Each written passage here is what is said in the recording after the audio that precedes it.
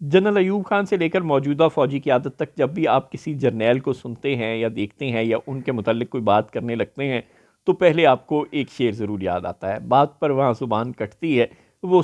کہیں اور سنا کرے کوئی۔ جی ہاں، مرزا غالب۔ تو اب آرمی چیف نے جو گزشتہ روز فرمایا وہ یہ تھا کہ عالمی ادارے پاکستان میں سرمایہ کاری کریں، مضبوط سیکیورٹی فریم ورک یقینی بنائیں گے۔ گزارش یہ ہے قبلہ کعبہ حضور والا کہ action speak louder than words. آپ چونکہ ایک طاقتور ترین عہدے پر ہیں اور پاکستان میں سیکیورٹی کے ذمہ دار ہیں، لہٰذا آپ کی بات لوگ سنیں گے تو صحیح اور احتراماً خاموش بھی رہیں گے یا ڈر کر خاموش رہیں گے، لیکن آپ کی بات کی نسبت آپ جو کر کے دکھاتے ہیں وہ ظاہر ہے زیادہ میٹر کرتا ہے۔ اور جنرل راحیل شریف نے، ہم بار بار عرض کرتے ہیں، جو آپ کے پیش رو تھے وہ بھی اسی کرسی پر تھے اور انہوں نے یہ کر کے دکھایا تھا، انہوں نے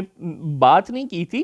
انہوں نے پاکستان میں سیکیورٹی کی صورتحال کو بے حد بہتر بنایا تھا، جو کہ جنرل پرویز مشرف اور اشفاق پرویز کیانی کے دور میں برباد ہو کر رہ گئی تھی، اور راحیل شریف نے یہ سیکیورٹی کو یقینی بنا کر دکھایا تھا، انہوں نے بات نہیں کی تھی۔ ان کے بعد نہ تو جنرل باجوہ کی کوئی توجہ تھی سیکیورٹی کے معاملات پر، آپ کی توجہ بلا شبہ جنرل باجوہ کی نسبت زیادہ نظر آ رہی ہے سیکیورٹی کے امور پر، آپ کنسرن نظر آ رہے ہیں، آپ آپریشنز کی کوشش کر رہے ہیں، آپ جگہ جگہ آئی بی اوز ہو بھی رہے ہیں جب سے آپ آئے ہیں، آپ کے دور میں اسمگلنگ کو کنٹرول کرنے، ڈالر کی ہولڈنگ کو کنٹرول کرنے جیسے بہت سے اچھے اقدامات بھی ہوئے ہیں، اس میں کوئی شک نہیں، لیکن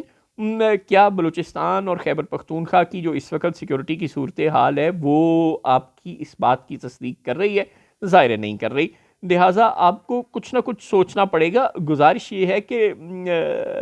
let's welcome the second thought, اگر برا نہ لگے تو۔ پھر آپ فرما رہے ہیں کہ پاکستان عالمی معدنی معیشت میں ایک رہنما کے طور پر ابھرنے کے لیے تیار ہے، پاکستانی عوام کے پیروں کے نیچے وسیع معدنی ذخائر موجود ہیں، مایوسی اور بے عملی کی کوئی گنجائش نہیں۔ اب جن لوگوں کے پیروں کے نیچے یہ ذخائر موجود ہیں ان کی اکثریت بلوچستان میں رہتی ہے یا وزیرستان میں رہتی ہے، اور وہ آپ کے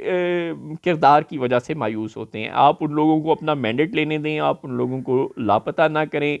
اور اگر آپ نے لاپتہ نہیں کیا تو پھر آپ سیکیورٹی ادارے ہیں، آپ ان لوگوں کو ڈھونڈ کر دیں۔ دیکھیں، آپ عدالتوں میں جاتے ہیں، آپ لوگ کہتے ہیں کہ جناب ہم نے نہیں اٹھایا، مان لیا آپ نے نہیں اٹھایا، تو پھر آپ سیکیورٹی ادارے ہیں نا، تو آپ ان لوگوں کو ڈھونڈ کر دیں، لوگوں کو ان کے پیاروں سے ملوائیں، بس اتنی سی بات ہے۔ لوگ مایوس کسی وجہ سے ہیں، آپ وہ وجہ دور کر دیں، لوگ مایوس نہیں رہیں گے۔ اور اگر آپ یہ کہتے ہیں کہ کسی کو پانی نہیں مل رہا پینے کو اور کسی کو بھوکے کو روٹی نہیں مل رہی، تو آپ اسے سڑک بنا دیں اور وہ خوش ہو جائے، ایسا نہیں ہوگا۔ بات کو سمجھنے کی کوشش کریں، لوگوں کی بنیادی ضرورت یہ ہے کہ جو پیارے ان سے بچھڑے ہوئے ہیں سالوں سے، ظاہر ہے یہ آپ کی پالیسی نہیں ہے، آپ نے تو ابھی 2 سال پہلے فوج کی کمان سنبھالی ہے، آپ سے بہت سال پہلے سے یہ پالیسی چل رہی ہے۔ اکبر بگٹی مرحوم کو جب شہید کیا پرویز مشرف نے، اس کے بعد سے اس پالیسی میں شدت آئی ہوئی ہے، اور پھر 2018 کے الیکشن اور وہ سب کچھ ہم نے دیکھا، اور آج تک یہی کچھ ہو رہا ہے۔ تو یہ جو لوگ اتنے سالوں سے اس غلط پالیسی کی بھینٹ چڑھ رہے ہیں، جو ہزاروں کی تعداد میں لاپتہ ہیں،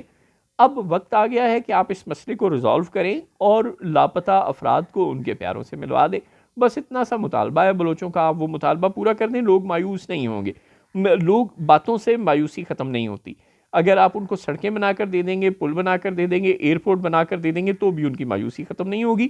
ان کا جو مطالبہ ہے وہ پورا کریں گے تو ہی مایوسی ختم ہوگی۔ بس اتنی سی گزارش کرنی ہے آپ سے۔